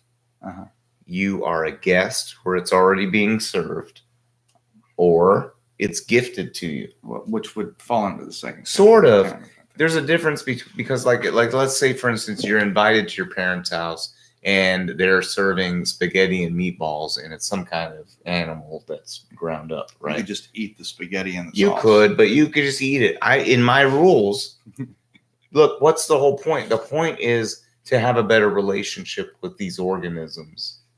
You see what I mean? If you don't have to eat them, here's the thing. Let's back up. Let's back up for a second. Let's back up. So with the combined knowledge of all we know as humanity, with the technology of understanding nutrition, of understanding the composition of vegetables to be able to break things down, we can create supplements now. So if we can create something that is not requiring the killing of an animal, wouldn't that not be morally superior than killing? And even though, like, there is, if we can get all the proteins, all of the same nutrients, would it not be morally superior to go that route rather than I mean, there's no really, argument. at the end of the day, a vegan lifestyle is morally superior. If morally, yeah, sure, we might need to transition culturally and tastefully into that, because at the end of the day, what do we think? What are we doing? We're creating a suffering of this organization. The Jains are like the only vegan culture I can think of. I don't know. Well, the Buddhist monks. There's some Buddhist monks that are vegetarians. Vegetarian. Yeah. You said vegan, so you don't have to kill a chicken to eat eggs. Okay, touche. You don't have to kill Let's back cow up to drink milk. Let's or back eat up. Cheese. I think there's a way to create a symbiotic relationship. Just don't get me wrong. No, I think there's a way. So I just think we need to rethink our relationship. No. Well, I think we stopped thinking about the relationship. You would really enjoy Game Changer. It's a good documentary. I really liked it. I actually. Where is it, on Netflix? Netflix. You can watch it on YouTube. Netflix? Yeah, you can watch it on YouTube. On YouTube. There you go. I actually went vegetarian for 3 weeks just to see. And I'm an avid weightlifter, and it did decrease my inflammation. I didn't get as sore and things of that nature afterwards. Because vegetable protein will process through your body a lot faster, a lot cleaner. It doesn't thicken up with the animal fats. Your blood's a lot smoother. It's a lot more liquidy instead of thick and viscous. But I love meat. Meat tastes good. Meat makes me feel good. It makes me feel strong. Sure. It does make me feel stronger. Okay. You know, you want to gain muscle, you eat muscle, kind of thing. So that's why I say, what is your purpose for your diet? Is it to be morally superior? Then yes, vegan is definitely the way to go. Is it to be more environmentally friendly? Also vegan or vegetarian. But let's think about this. At the end of the day, now this is what has haunted me. Is our teeth made to be? We're not made to be meat eaters. Let's just look at our teeth. We can Pardon me. I'll throw that out there for all our vegetarian and vegan friends. Look. Here's the thing. This is what's haunting me. Is one of the best classes I've ever taken in college was in Utah, Weber State University. Okay. Is that a Mormon school? No, it's just, I don't know what you would call it, but well, it's just in Utah, so I thought it might be more. No, it's not Mormon. It's not like Brigham Young or something. Okay. No, it's like more like just open to like people like me, I guess. I'm just being stereotypical. The weirdos of just the world. Just being stereotypical about Utah. Sorry.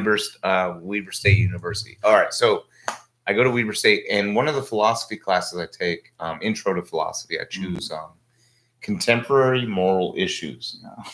So one of the first issues we talk about is eating meat. So if we, in the combined knowledge of human, I didn't make up this question, combined knowledge of human knowledge and sophistication and technology, if we can create and fulfill the protein requirements through plants, is it morally justified to eat animals, even if it's just for taste?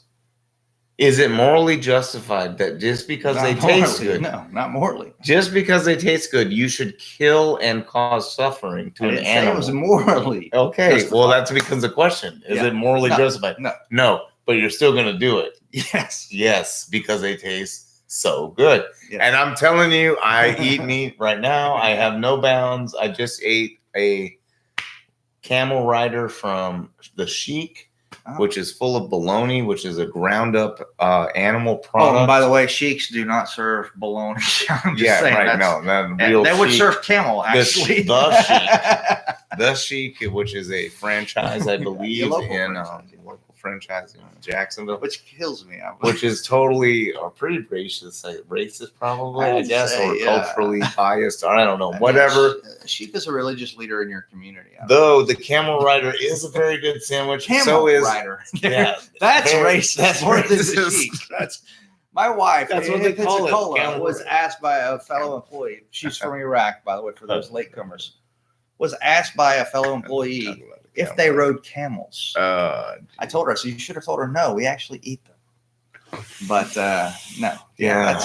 That's. I mean, look. Also through that same contemporary moral issues philosophy Would you eat a sandwich class, called the Camel Rider from a place? I called Sheik? also, yeah, right. And then steak in a sack. I think it's steak in a sack. I think it's what it's called. That's a badass sandwich. Yeah. It's cheese and all the stuff. Anyway, Yeah. I'm not trying to endorse them. Though, if you want to sponsor me, the Sheik, yeah. I can be. Even though you are spokesperson. racist, go ahead. and Whatever. I mean, you got some It decent doesn't matter. sandwiches. I'm just saying. Wait, there was a point to. Hey, whatever. I don't remember what the point was, but how did that even? I don't come up? know. Why did I start talking? We were talking shit? about veganism and vegan. So yes, I'm not trying to be a hypocrite. I'm being Or a fully hippie. disclosed. hypocrite full or a dis- hippie. Full disclosure. Oh, I was gonna say. Oh yeah, my point was. I was saying that through that same philosophy class, I also realized that once you open the door to eating animals, then how do you distinguish one from another? What's the criteria?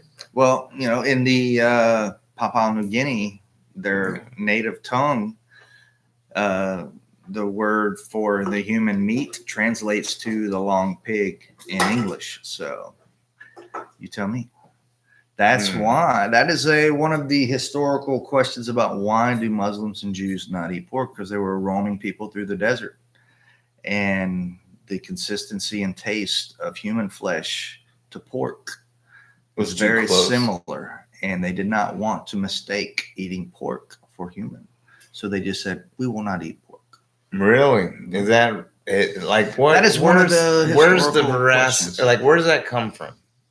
Actually, I got it out of Christopher Hitchens' book, God is Not Great. He goes into the historical background of why those two religious communities don't eat pork. Interesting. Yeah. I never knew that.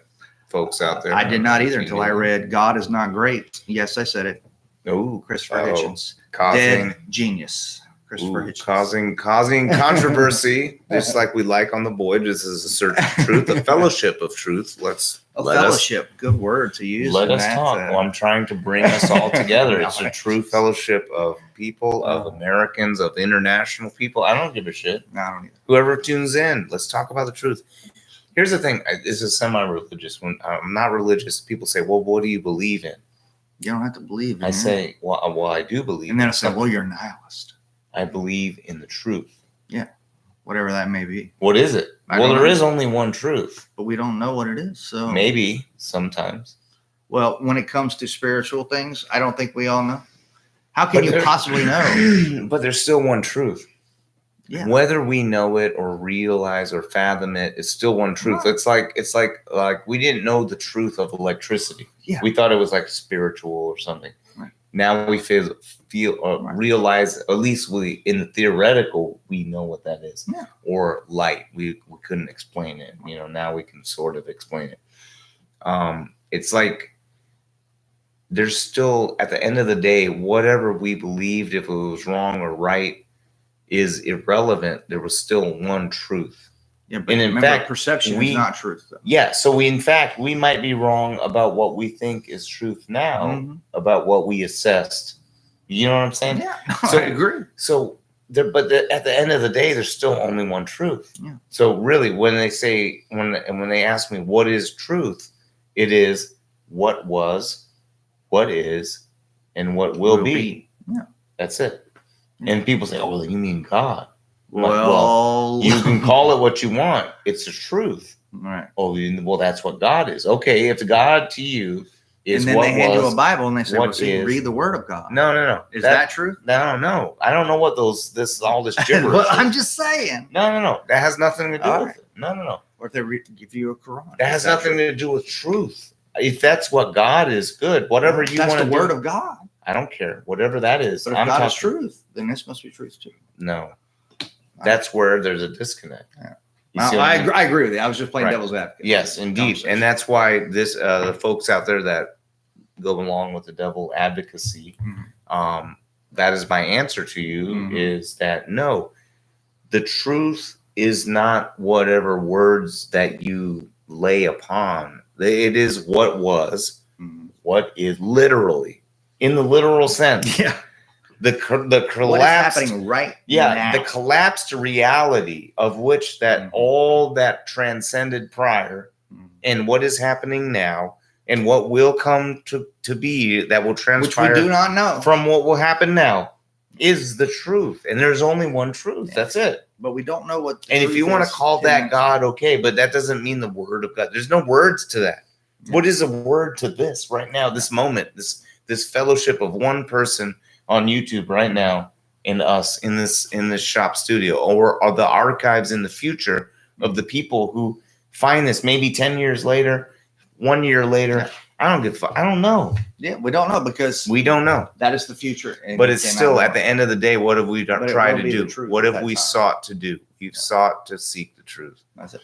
All right, so we're in the 2-hour mark, so I think we're going to go ahead and wrap it up. Superfan Chris did say, A. Philip Randolph, mentor to Martin Luther King, was a part of the first graduating class of Stanton In high school.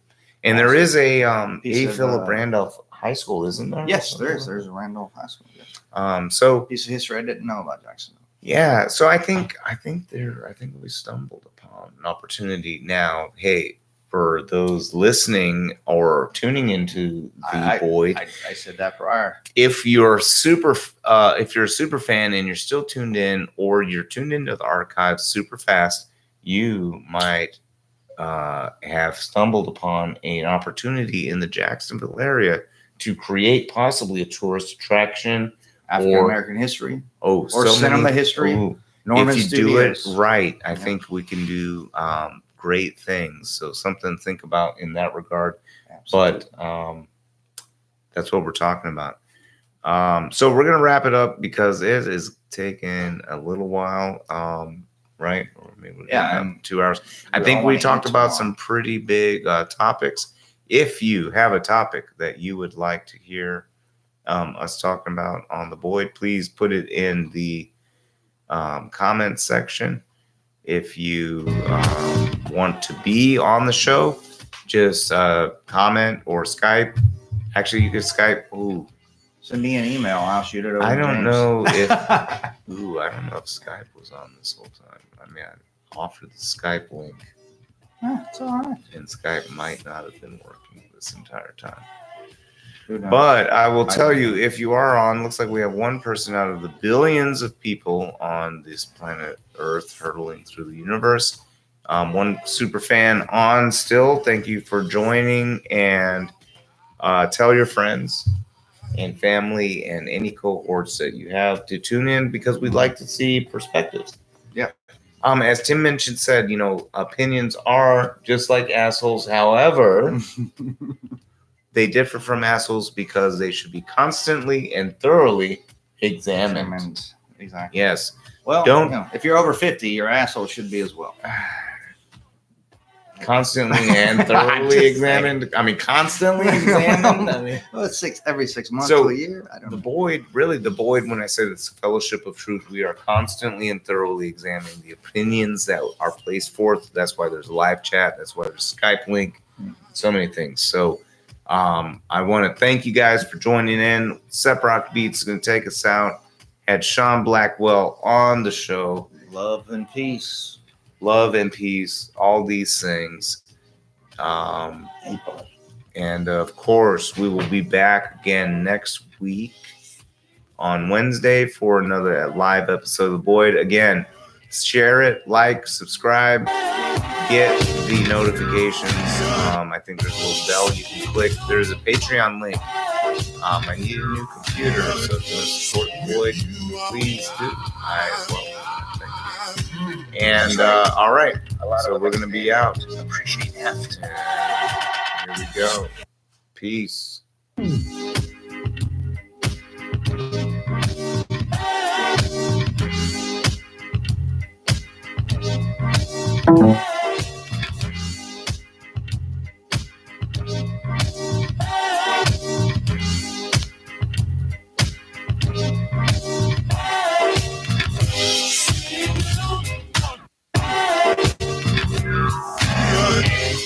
With you, I'm good. Good. With you, I'm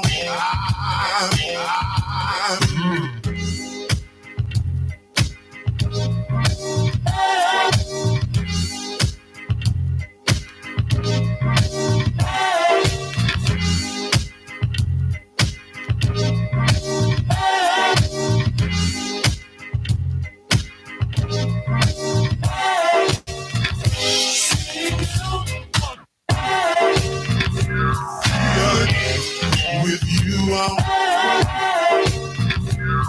good. Good. With you,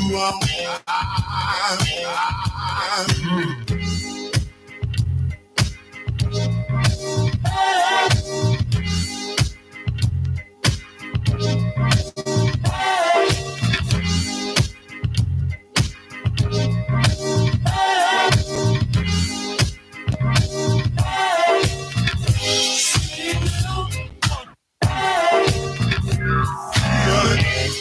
With you, I'm good.